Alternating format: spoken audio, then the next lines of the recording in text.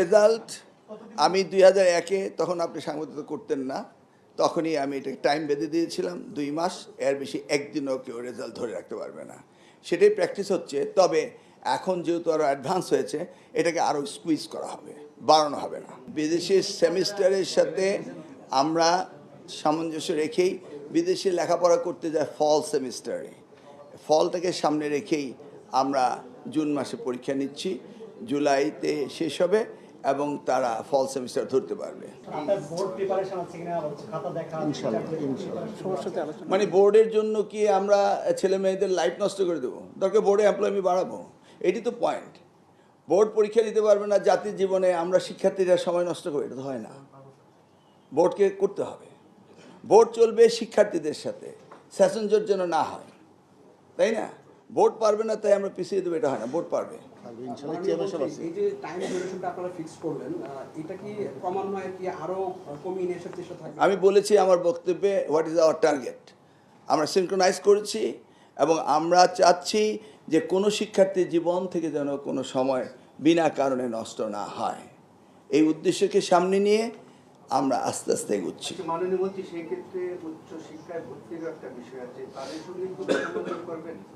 কারণ আমাদের তো উচ্চশিক্ষা হয় স্প্রিং অ্যান্ড ফল, দুইটা সেমিস্টার।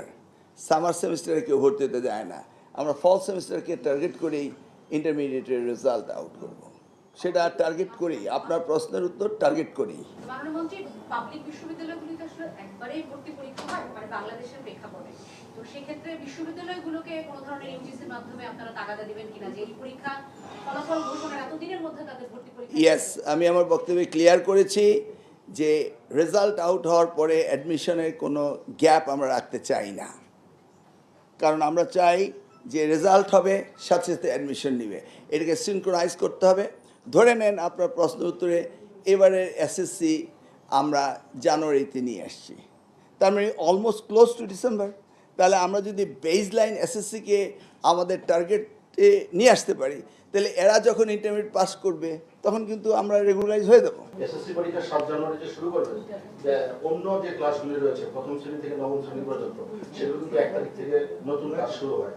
তো এসএসসি পরীক্ষার সময় যদি স্কুলগুলি বন্ধ হয়ে যায় 1 মাসের জন্য, তো সেই ক্ষেত্রে শিক্ষা জীবনের শুরুতে 5-7 দিন ক্লাস করে আবার বন্ধ হয়ে যাবে 1 মাসের জন্য। মানে এই জিনিসটা কি বিবেচনা করেছেন কিনা? Do I have any alternate to address it? I have two choice, either close it down or do not take the exam. তো কী করা হবে? এটা তো আমাদের রয়েছে সিস্টেমে, এটাকে অ্যাডজাস্ট করতে হবে। তবে নিউলি ইলেক্ট গভর্নমেন্ট আমরা প্রত্যেকটি উপজেলায় একটি মাল্টি পারপাস পরীক্ষা কেন্দ্র স্থাপনের প্রজেক্ট আমরা হাতে নিয়েছি।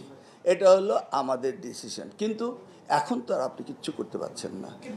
1 তারিখে নতুন বই তুলে দেওয়ার বিষয়টা কি আপনাদের অগ্রাধিকারে আছে কিনা?